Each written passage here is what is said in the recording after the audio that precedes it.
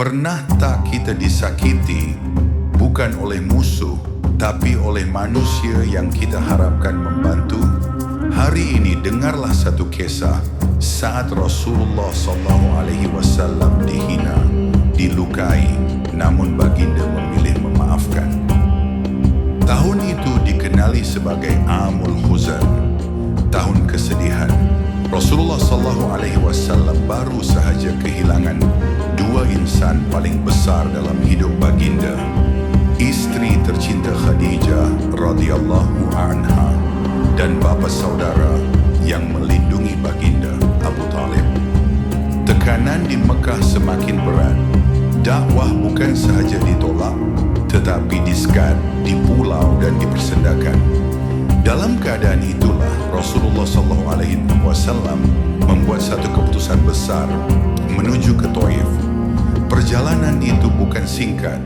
Baginda berjalan kaki hampir 2 marhala bersamaan 90 km ditemani Zaid bin Harithah. Di sepanjang jalan baginda membawa satu harapan, bukan untuk diri sendiri tetapi untuk masa depan dakwah Islam. Setibanya di Taif, baginda menemui 3 pemimpin utama mereka. Dakwah disampaikan dengan bahasa yang lembut, penuh hikmah. Namun jawaban mereka menyayat hati.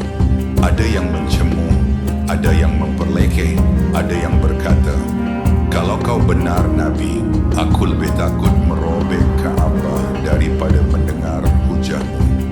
Pintu Taif tertutup, bukan kerana kurang hujah, tetapi kerana kerasnya hati manusia. Penolakan itu belum berakhir. Pemimpin Taif bukan sahaja menolak, mereka menghasut orang ramai. Kanak-kanak, hamba dan orang jalanan diarahkan untuk mengejar Rasulullah SAW. Batu demi batu dilontar. Baginda berjalan bukan untuk melawan, tetapi untuk menjauhkan diri.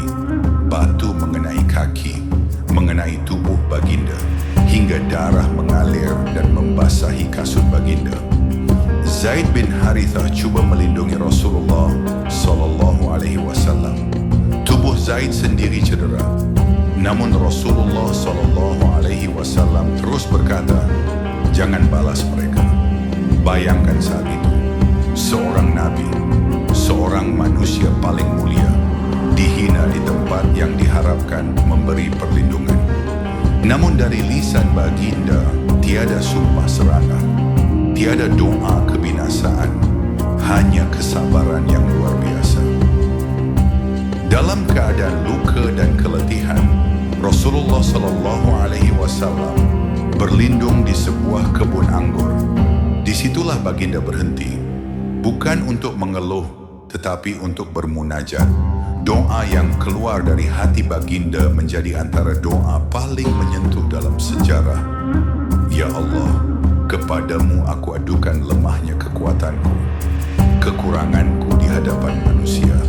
Wahai Tuhan yang Maha Penyayang, selagi Engkau tidak murka kepadaku, aku tidak peduli. Doa ini bukan doa orang yang putus asa. Ini doa hamba yang memahami hakikat ujian. Di saat itu juga, seorang hamba Kristen bernama Adas mendekati baginda.